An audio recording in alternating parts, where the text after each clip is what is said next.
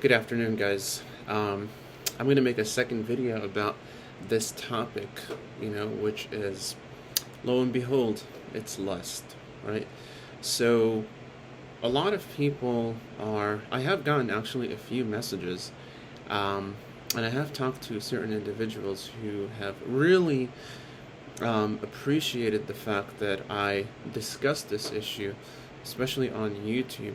I'm by no means an expert, by the way, so this is not something that I specialize in, or you know, I can say I necessarily have a lot of experience in. So, but I have done my fair research in this area because, I really like to just understand whether it's social phenomena or like psychological phenomena, things like that. So, in today's video, I want to talk about how does lust affect your relationship, right? Not just romantic, but just relationships with people in general. And it, based on the reading and the research that I have done, it's actually pretty conclusive that there is a very good and strong statistical correlation between, for example, how much pornographic and explicit videos that you watch and cheating on your partner, right? So in other words, what they have found is, and by the way, it starts off with unhappiness. So a lot of times, people say, oh, well, porn causes infidelity. It's like, okay, let's try to understand how that works though, right? So when a person is constantly consuming explicit videos, right, what they are conditioning themselves to do is because essentially we all have a template, right? We all have a sexual template.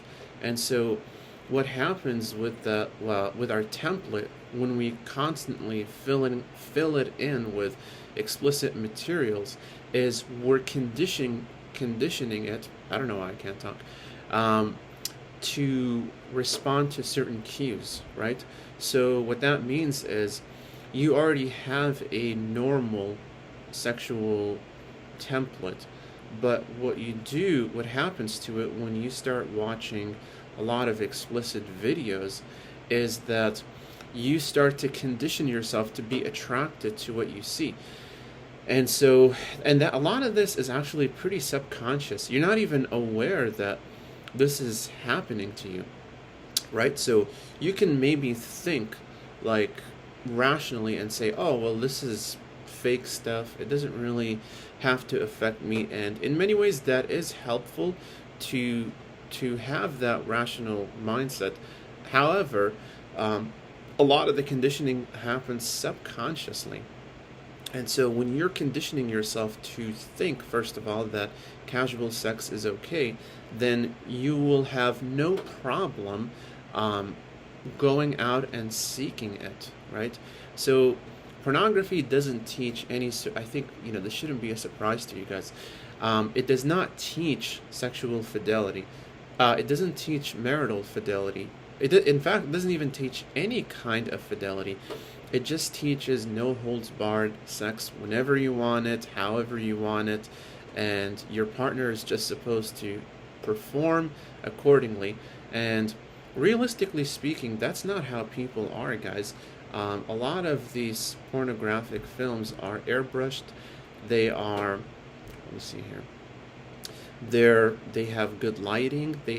They're heavily edited, so you don't see the behind the scenes of what's going on, especially the abuse that happens, especially to a lot of the women and even the men. This is a very extremely toxic industry that just seeks to exploit people and turn them into just pieces of meat. And so when you are watching those videos, what you're doing is you are participating in, like the objectification of not only other people, but of yourself, right? Because you can't possibly objectify other people without doing the same thing for yourself, right? That's just how it is. And so you start to notice that you don't value emotional connection with others, you don't value conversations with the opposite gender, what you start doing is you see them as a means to an end. That means to an end is I just want to get my sexual gratification and get out of here. Whereas that's not how it should be, right? That's very abnormal. That's caused by a huge psychological distortion. If you think something like that is okay or it's normal, it's actually not. It's extremely dangerous to think like that. And you start to normalize all kinds of immoral behaviors as a consequence of your actions. And so, like I mentioned before, the best thing to do is to look at them the way that God made them, right? Once you understand that humans are made in the image of God, then you stop overly sexualizing people. Notice I didn't say you stop thinking about sex. That's not what happens. You're always going to think about sex. That's just normal. That's even healthy to do that. However, it becomes problematic when you think of sex outside of the way that God has designed it, and therefore outside of the way that is psychologically and socially healthy, right? So if you notice yourself that you're starting to deviate into that unhealthy territory, that's when you need to get away from it. And not to become asexual, but because that's the myth that a lot of people think. It's actually to have a healthy form of sexuality, because once you do that, it starts to take care of itself and you put it in its proper context, and you are able to now have communication with others. You're able to not objectify them, not just constantly look for the best looking person because that's all you're thinking about. You don't value people that you don't find attractive, but you value everybody equally in the sense that you see them the way God sees them, and you don't devalue them, because it is not up to you, it is not up to me to determine somebody's inherent value. It is up to God to do that. And so it's extremely dangerous to be consuming that stuff heavily. Certainly try to cut down on it. Certainly, just read your Bible, pray to God, join a support group if you have to. All those things are good for you. There's nothing wrong with that. It's better that you get it out of yourself and talk to other people than to just keep it inside, because that's how you know you're going to get stuck in your addiction. Hopefully this was helpful to you guys, and I'll see you in the next video. Take care.